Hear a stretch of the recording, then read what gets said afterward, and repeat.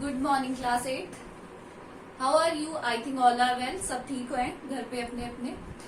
So in the previous class हमने हमारा chapter number one था the best Christmas present in the world, वो complete कर लिया था हमने हमारी पिछली क्लास में। और आपको मैंने क्वेश्चन आंसर्स की पीडीएफ भेजी थी। I hope you have completed your work, but बहुत सारे बच्चों ने मुझे अभी भी अपना होमवर्क नहीं भेजा है।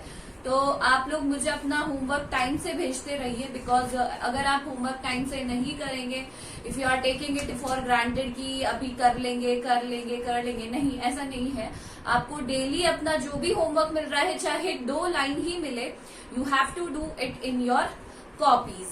मैंने आपको हमेशा बताया है कि आपको 2 सेपरेट कॉपीज बनानी है।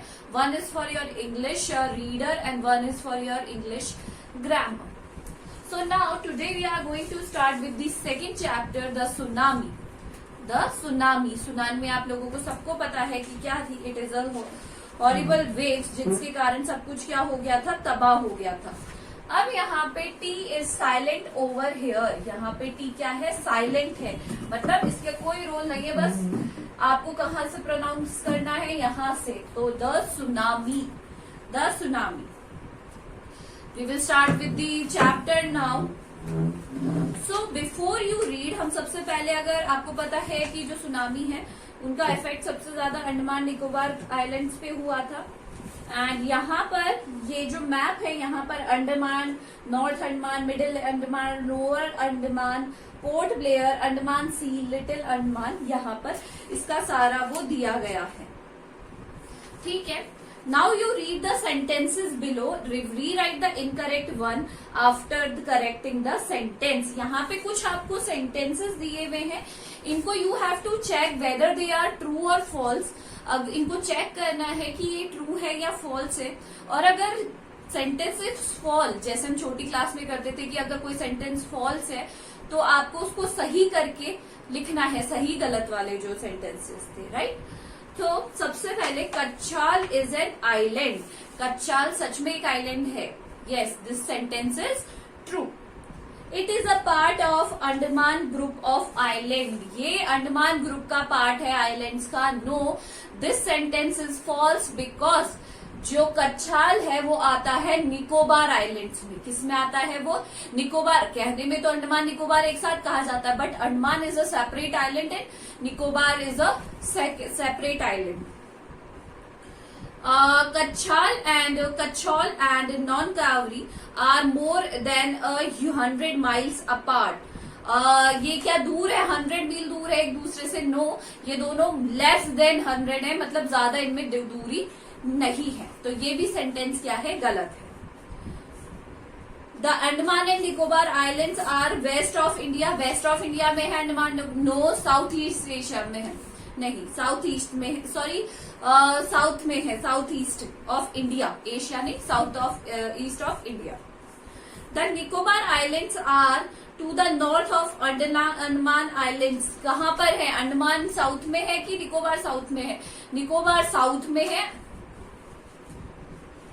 So, a tsunami is a very large and powerful waves.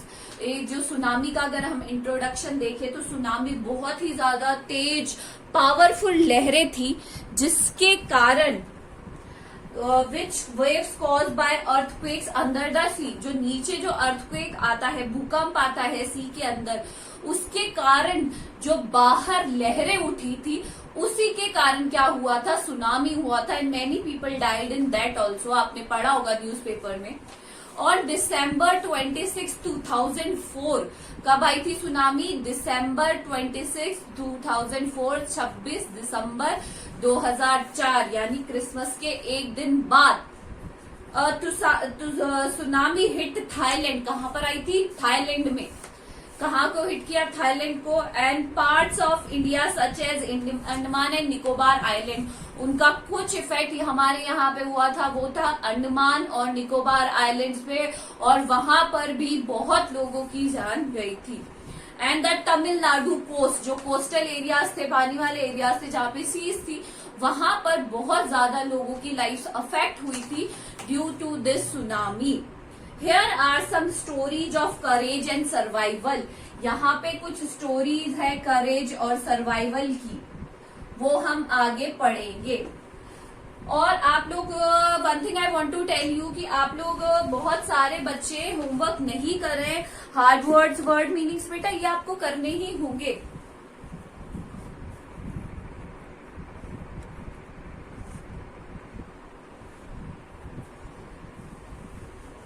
You have to do the hard words. Hard words तो आपको करने ही होंगे with their meanings. So we will start with there are some courage कि लोगों ने कैसे उस टाइम पे साहस दिखाया, कैसे उस टाइम पे लोगों ने अपनी जान बचाई, कैसे उन्होंने सरवाइव किया, एक दूसरे की हेल्प करी। यहाँ पे कुछ कुछ छोटे छोटे इंस्टेंसेस दिए हुए, इंसिडेंट्स दिए हुए, जहां से हमें ये चीज पता चलेगी। Did animal sense that a tsunami was coming? क्या एनिमल ने सबसे पहले ये सेंस कर लिया था, फील कर लिया था, इस चीज को भांप लिया था कि सुनामी या कोई ऐसी कोई भी परेशानी आने वाली है? Some stories suggest that they did. यहाँ पे कुछ स्टोरीज दी हुई हैं जिनसे हमें ये पता चलेगा कि क्या उन लोगों ने इसको सेंस कर लिया था। चलिए, these stories are from the Andaman and Nicobar archipelago। archipelago होते छोटे छोटे, आपने आइलैंड्स तो देखे होंगे, आइलैंड सबने देखे हैं, बट आइलैंड्स में भी छोटे छोटे आइलैंड्स जरूर होते हैं। तो ये स्टोरी वही की है।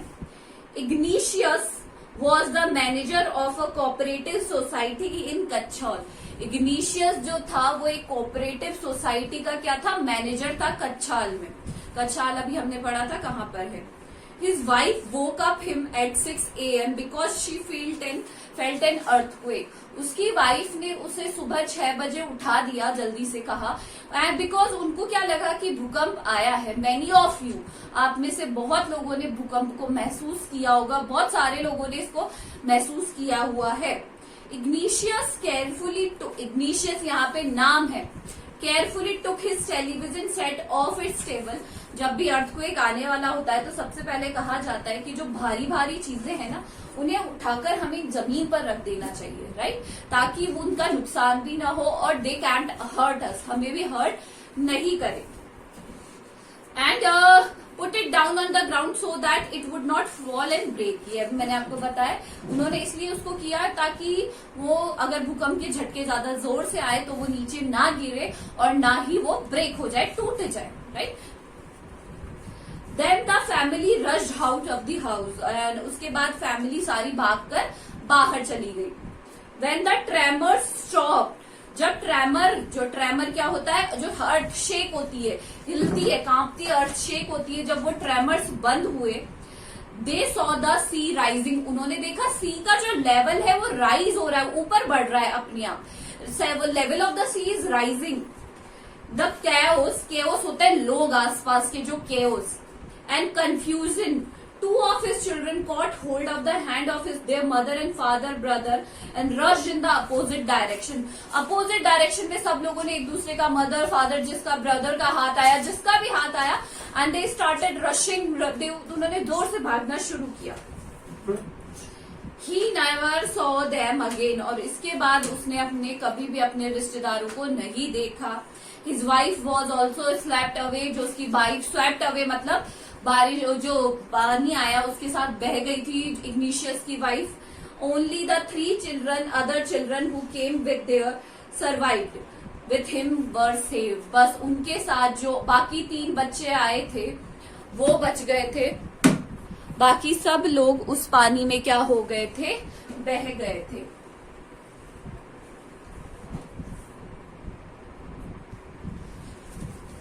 तो मैं यहाँ पे हार्ड वर्ड्स लिख रही हूँ जो आज आपको कॉपी में करने हैं। Archipelago, earthquake, tremor,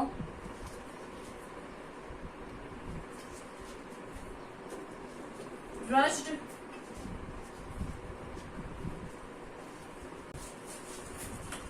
chaos। यहाँ पे मैं आपको 2 क्वेश्चन भी दे रही हूँ, आपको ये कॉपी में करने हैं। 2 क्वेश्चन हैं। Who was Ignatius?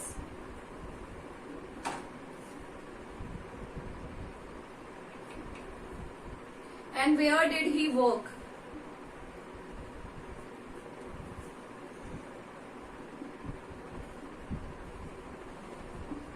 And question number 2 is,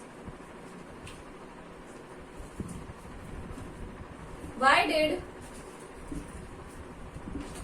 his wife wake him up at 6 AM? ये आपको 2 क्वेश्चन दिए हैं और 6 वर्ड्स है, इनके हिंदी इंग्लिश मीनिंग करने हैं और दोनों क्वेश्चन के आंसर्स आपको कॉपी में करने हैं. फाइन, आप लोग कंप्लीट करिए अपना work and send it on my number. This is all for today. Thank you.